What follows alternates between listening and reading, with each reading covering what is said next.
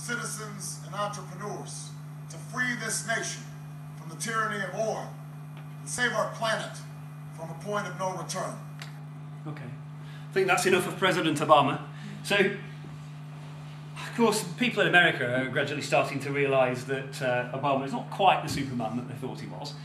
But you see, what he was successful in doing is bringing people together, uniting people towards a common cause. He talked about, in that very speech, he talked about dealing with disease. He talked about harnessing scientists and enterprise to solve the world's problems. So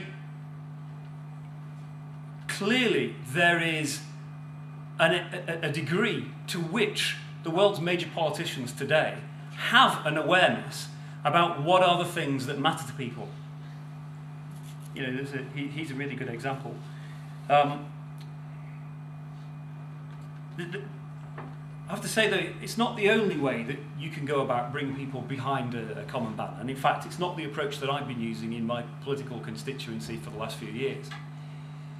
When you're in opposition, actually it's a lot more important to be against things. People much more easily find that they will go out and campaign, they will join a campaign that's against something. Stop this, no to that, we can't have all these other things.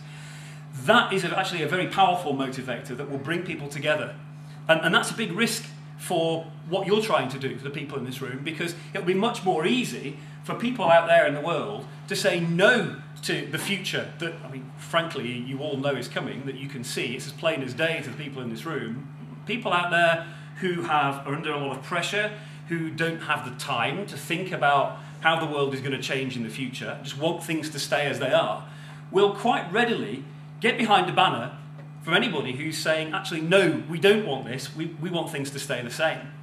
And you can see that in the way that the British Conservative Party is campaigning as things stand at the moment. I mean, to some extent, you know, that's their history in the Conservative Party, that they are, that's what the very word means, conservative, you know, let's keep things as they are.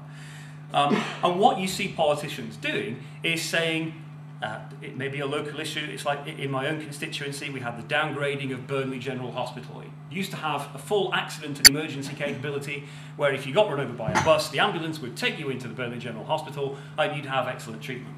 For whatever reasons, and we don't need to go into the details of it, the local health trust decided that they didn't want to keep Burnley's accident and emergency open any longer. They were going to merge it with an accident emergency 14 miles down the road. It takes about 20 minutes to get there in an ambulance.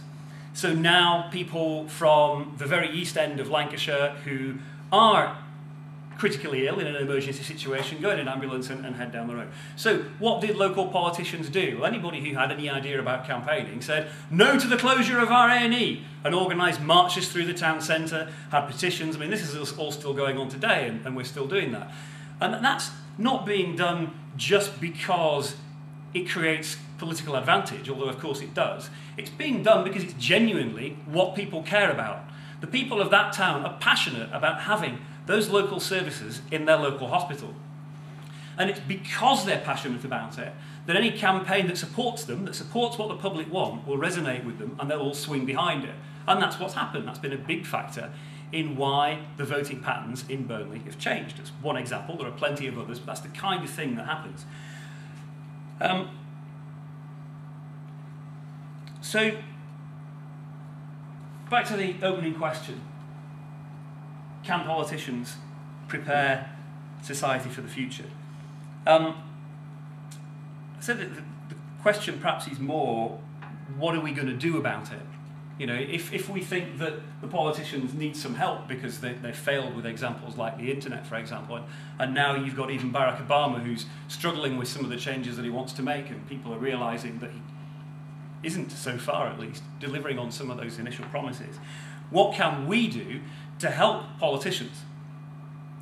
So I'm going to come up with a few ideas during the course of this presentation. And I want to start by, let's see, I think I want to help you understand what's on a politician's mind. So somewhere in here we have,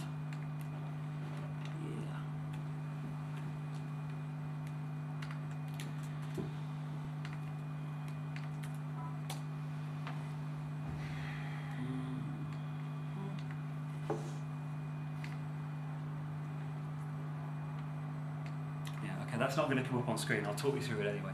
What's on a politician's mind? Well, for the most part, it's the same thing that's on all our minds. You know, what motivates us from one day to the next? We all have some basic needs. Are the people in the room familiar with Maslow's hierarchy of needs? So, starting philosophy.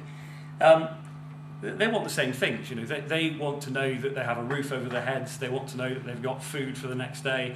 They want to know that they have relationships, that they have a sexual relationship. They want to know that those basic needs are all catered for. And for them, that is often about being re-elected, because their job, their own personal security, comes about through having the public support them and voting for them. So by and large, what politicians are going to do from one day to the next is what the general public wants them to do. It's what their electorate wants them to do. Now, of course, that's not always the case. In fact, all political careers ultimately end in failure, nearly all of them. And there are plenty of otherwise very successful politicians who sooner or later fail to get re-elected. But that's pretty much generally what politicians are trying to do.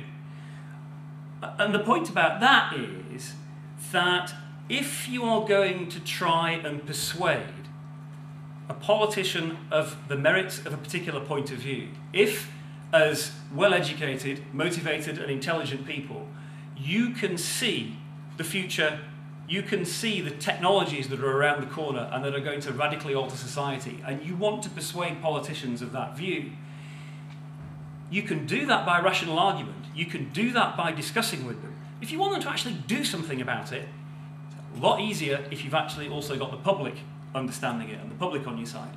Because the politician, broadly speaking, is only going to take action when he thinks it's what the electorate wants.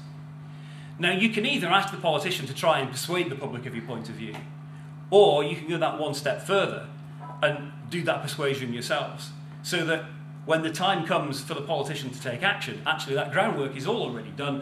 It's a natural thing that the politician is going to want to do what you're trying to persuade them to do, because it's already what the public wants. Now, what I'm not suggesting for a moment is that everybody should go out of this room and start trying to persuade either the public or our politicians about the way that you see the future, because frankly we're not ready for that. It's not going to work. I want to use some examples to show you why that's the case. I'm going to start by telling you a story though. In fact, I tell you what, before I tell you the story, I'm just going to bring something up on screen here, which I will be able to get because I've downloaded a local copy of it. Here we go.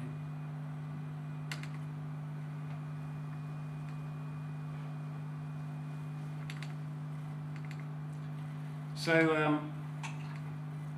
try and persuade that to fill the screen. Right. Yesterday I posted this question on Facebook, as you can see. Can politicians prepare society for the major technology challenges ahead? And we got some responses. Now I'll just tell you a little bit about some of the people who've responded. Charles Briggs, first of all. He's the leader of the Liberal Democrats in Lancashire, the leader of the County Council group in Lancashire. He's also the elected member for community safety and the local environment on Burnley Council. So he's quite an influential and important figure in the local political scene.